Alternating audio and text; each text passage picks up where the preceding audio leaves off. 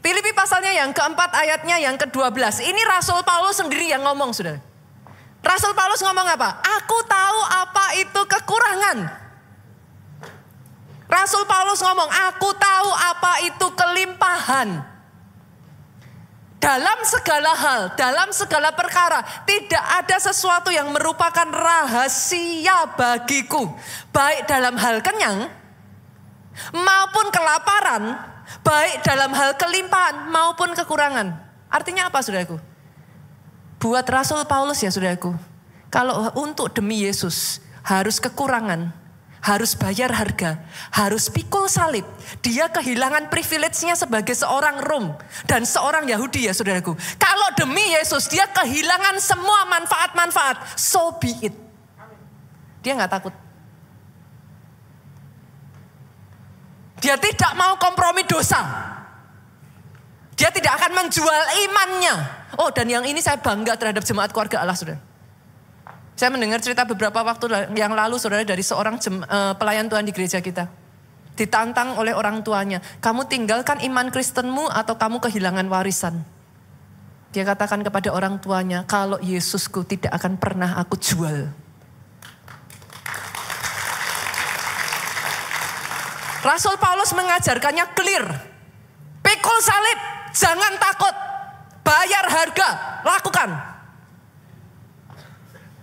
Tapi Rasul Paulus ngomong, aku tahu apa itu kelimpahan. Artinya, bolehkah saya juga katakan, jangan takut diberkati. Maaf saudaraku, jangan takut jadi kaya. Saya perjelas ya, Bapak Ibu. Kenapa? Nenek moyang saudara, Abraham, Ishak, Yakub adalah orang-orang yang diberkati dan orang-orang yang kaya. Dan kepada nenek moyang saudara diberikan satu janji. Engkau diberkati. Dengar ini saudaraku. Engkau diberkati supaya melalui engkau seluruh kaum di muka bumi ini diberkati. Oh, kalau mau tepuk tangan yang paling meriah. Kenapa saya sebut teologi kerajaan? Karena apa, saudara? Harus balance. Jangan nanti akhirnya yang muncul salah. Orang kaya jadi merasa tertuduh, saudara.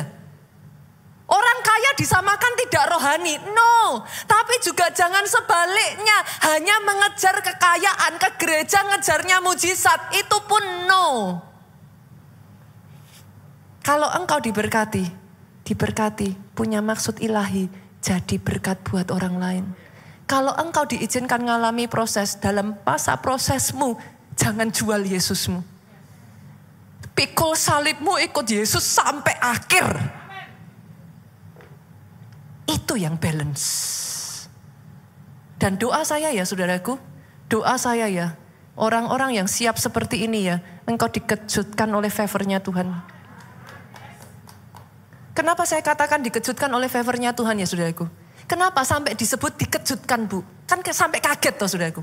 Artinya yang pertama, kenapa dikejutkan? Datangnya itu enggak terduga. Akan ada orang-orang di sini ya, saudara ngerasa ya, saat ini keadaanmu masih seperti ini ya, just like that dia ubah hidupmu.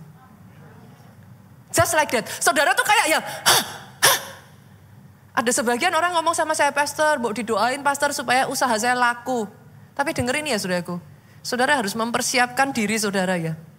Saudara harus mempersiapkan, itu sebabnya saat diproses jangan lari. Saat diproses jalani. Saat diproses saudaraku, apa? Kalau orang Jawa bilang menteles. Hadepin. Kenapa? Kalau enggak, pada saat nanti tiba-tiba dia mengerjakan itu begitu cepat ya saudaraku. Bukan hanya cuma tidak terduga, tapi begitu cepat. Saudara enggak siap.